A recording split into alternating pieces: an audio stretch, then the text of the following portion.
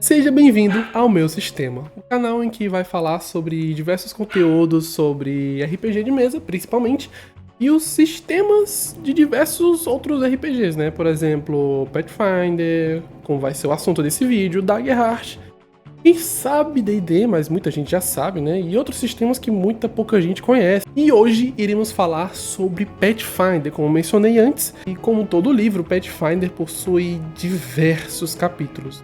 São 600 páginas divididas por 11 capítulos, sendo que 8 vão ser assuntos realmente relevantes em que nós iremos falar sobre, né? Iremos trabalhar isso aos poucos, por conta que, claro, são diversos capítulos que não dá pra resumir 8 capítulos em apenas um vídeo, a não ser que eu faça um trabalho esdrúxulo. E bom, sem mais enrolações, iremos falar sobre o primeiro capítulo, que fala principalmente sobre da página 4 até a página 32 das 600 páginas que esse livro possui. Primeiramente, o livro comenta sobre todos os aspectos, seja o que é um RPG, o fluxo de jogo e outras coisinhas, e até os dados que são utilizados no sistema, que são basicamente todos, que vai do D4, do D6, o D8, o D10, o D12, o D20, que eu acho que vai ser o mais usado, e o D100. Ou seja, se você não tem nenhum desses dados, você pode instalar um aplicativo que vai servir praticamente da mesma coisa. Mas vamos para onde importa, que são o capítulo em si, né? A introdução, que por mais que não tenha informações detalhadas sobre o sistema do jogo, vai dar pra gente dar uma pequena entrada sobre como vai funcionar isso. O livro fala sobre a ancestralidade, que é basicamente o sistema de raças, como a gente já conhece, só que, claro, não partindo para a diferença que não falam sobre raças, né? Em que isso, no seu jogo, vai definir os seus pontos de vida, idiomas, sentidos, velocidade. Basicamente, a raça é o que vai definir o seu personagem por completo, né? Além de conceder a você talentos de ancestralidade. O que é talento de ancestralidade? Você me pergunta. Você vai descobrir no capítulo 2, né? E também fala brevemente sobre os atributos dos personagens, em que é aquele básico, né? A força, constituição, carisma, inteligência e sabedoria. E destreza, faltava mais um. Cada uma possui uma peculiaridade. Como, por exemplo, a força. Você pode carregar algo mais forte, levantar bastante peso, pegar o seu amigo Gnom, arremessar para o outro lado de um precipício. E outros atributos possuindo as mesmas características, como a destreza, você podendo ser mais furtivo ou atirando a flecha de uma melhor qualidade. A constituição, com você possuindo mais vida. E resistindo a efeitos como veneno no seu corpo, você consegue resistir mais à sua constituição. Enfim, todos os atributos são específicos e únicos, e você sempre tem que ter um pouquinho de casa, senão você vai ter uma fraqueza enorme no seu personagem. Também fala sobre a questão da proficiência, que meio que é algo que irá medir a aptidão do seu personagem, a quantidade que ele é experiente naquilo, indo de destreinado, treinado, especialista, mestre e lendário. Imagina você ser lendário em alguma coisa, cara. E tipo, vai de 0, porque vai começar pelo destreinado, porque você muitas das vezes vai ser destreinado em algo, que vai até um bônus de mais 8 em testes, se você for um lendário. Agora vamos para uma coisinha que é um dos núcleos principais desse sistema, que muitas das vezes é até meio complexo, mas é fácil de entender. São as ações. Como por exemplo, você consegue ver os ícones de cada uma dessas ações em que eu vou explicar agora mesmo como que cada uma funciona. Tem as ações únicas, que elas são as ações mais simples que você pode fazer no seu turno, em que no seu turno você pode usar até 3 delas. Como assim? Quer dizer que eu posso atacar 3 vezes? Calma. Acha que é fácil assim, cara? Não é fácil assim não, mano. Mas vamos falar sobre as outras ações. Temos as reações, que muitas das vezes é quando você provoca um gatilho em algo. Como por exemplo, no momento que uma flecha vem, a minha reação é levantar o escudo para evitar que essa flecha bata em mim. Por exemplo, isso poderia ser uma reação. Claro, possui também as ações livres, que são quase iguais a uma reação, porém, não gasta nada, não lhe gasta ação, não lhe gasta algo como reação, mas são tão rápidas quanto. E além disso, fazendo parte dessas ações, existem as atividades, que são tarefas especiais que completam no momento que você gasta 2 ou mais ações únicas. Sempre as magias desse sistema, que iremos com certeza falar mais à frente, em que simplesmente você gera 2 ou mais ações para conseguir canalizar a sua magia. Uma das atividades mais comuns, em todo o PDF, em todo o livro, irá acompanhar esses símbolos em todas as ações que você criar. Sendo o símbolo que está aparecendo agora sendo representado por 2 ações que você vai ter que gastar, e o símbolo que está aparecendo agora representado por 3 ações. Viu que ele ficou uma seta mais detalhada, né? Que você gasta bem mais. Porque esse vai ser o descritor para dizer que você vai gastar aquilo para fazer tal respectivo efeito, para gerar tal efeito. Agora que nós sabemos dessa questão das ações, nós podemos criar o seu personagem. A introdução, né? Criar o seu personagem. Como é que tu faz isso? Bom, de acordo com o livro, primeiro você começa a sua ancestralidade, depois a sua biografia, depois você pensa na sua classe e só daí você fará a modificação dos seus atributos.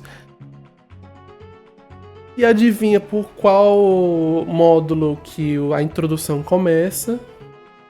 Exatamente, os atributos. Pois é, e os atributos, diferente do D&D em que você rolaria 4d6, pegava um número menor e com esse resultado você escolheria qual atributo selecionar, aqui é diferente. Você tem tanto melhorias de atributo, em que você, por exemplo, o anão, ele pode te dar uma melhoria de atributo. No momento que você cria seu personagem, você tem melhoria de atributo também, como também defeito de atributo, que muitas das vezes está voltado à sua ancestralidade, que é a sua espécie, né? Um gnomo, ele vai ter um defeito de atributo em força. Ah, então quer dizer que eu não consigo fazer um gnomo forte? Com sorte, sim. Mas muitas das vezes não. Com essas melhorias de atributos, você pode melhorar tanto sua força, como sua constituição, sua destreza, todos os atributos que aparecem na sua ficha. Com todos eles, basicamente. No momento que você cria seu personagem e vai melhorar seus atributos, você possui 4 atributos que você pode melhorar. Ou seja, cada um deles valendo 2 pontos. O que isso significa? Você começa em 10. Você pode investir 2 pontos em cada um desses atributos. Ah, eu quero ter uma força 18 no primeiro nível. Você consegue? Você consegue. Mas você vai ter 10 em Constituição, 10 em Destreza, 10 em Sabedoria, 10 em Inteligência. Você vai ser um humano comum, porque o 10 representa como se fosse um humano comum. Só que você vai ser um powerlifter, basicamente, com uma força extraordinária. Também a sua ancestralidade pode melhorar o seu atributo no primeiro nível. Ou seja, eu posso ter 18 e minha ancestralidade me dá mais 2 pontos para melhorar, e quer dizer que eu vou ter 20 de força no primeiro nível? Impossível. O próprio sistema diz, depois de 18 pontos, cada ponto que foi investido logo depois vai custar metade. Ou seja, se eu gastar uma melhoria de atributo em 18, ao invés de ficar em 20, vai ficar para 19. Não vai adiantar de nada. Lembrando, você no primeiro nível, você não pode ultrapassar 18. Então mesmo se você quer, você não pode. E você poderia melhorar outras coisas, como a sua constituição que tá baixa, a sua inteligência que também tá baixa, sua destreza que tá baixa, você me entendeu, né? Além disso, a sua espécie, ela dá bônus em melhorias em atributos diferentes. Algumas dão em força, constituição e um livre. Algumas dão em destreza, inteligência e um livre. Ou seja, você nem sempre vai ficar realmente zerado em tudo. Mas em alguns atributos, muito possivelmente sim. Ah, mas ter 10 pontos em um atributo nem é tão ruim assim. É, até que é ruim mesmo sim. Você pode ver nessa tabela enorme que está aparecendo na sua tela agora, em que o 10 representa 0. Um bônus de mais 0. Imagina você fazer um teste de sobrevivência no meio da floresta e você não ter nenhuma experiência nisso. Mas, se você carregar peso, você vai ter mais 4, né? Porque você vai ter um power lifter, você teve uma força de 18 agora no primeiro nível. Ou seja, se você quiser sobreviver numa floresta, você vai ser uma das piores pessoas possíveis. Mas se você quiser tirar um tronco enorme de uma árvore, em cima de uma carruagem que seus amigos estão utilizando, você vai ser uma boa pessoa, você vai ser muito bom nisso. Vai ter um bônus de mais 4, de acordo com a tabela que apareceu de novo na sua tela. Olha, aparecendo um bônus de mais 4, que você vai ter 18. Você vai ter 18 de bônus. Ou seja, você vai ter mais 4. Enquanto quanto menor for, mais baixo vai ser seu bônus até chegar a 10, que vai ser você. Todo o resto. Mas ok, já estamos aqui finalizando nas últimas etapas da parte introdutória de Pathfinder, em que nós vamos falar da parte mais legal, que é a criação, né? Quais são as ancestralidades e quais são as classes de Pathfinder? E nossa, são muitas coisas. Menos as espécies, as ancestralidades, que são bem pouquinhas, né? Mas a quantidade de classe que você pode ter é enorme. Vamos primeiro para as ancestralidades, em que você possui o anão, o elfo, o goblin, o gnomo, o humano e por fim o halfling. São basicamente essas 6 que você vai ter. Mas eu queria ser um draconato igual Dungeons and Dragons. Não vai ter não. É só esses mesmo. Mas o diferencial é a quantidade de classe. Tem muita classe.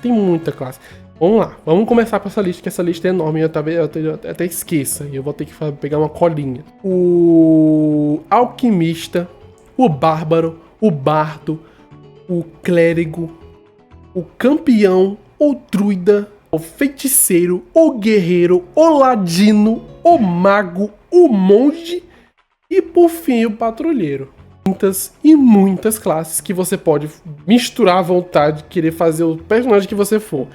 E claro, dentro dessas classes vão ter outras variações e que você vai descobrir no próximo vídeo, porque esse já tá acabando. Espero que realmente tenha gostado do meu primeiro vídeo aqui. Minha dicção pode ter muita falha, pode ter muito corte, porque enfim, é o começo. O começo sempre é aquilo, né? É simples, é algo simples. É isso. Espero que realmente tenham gostado e corte brusco.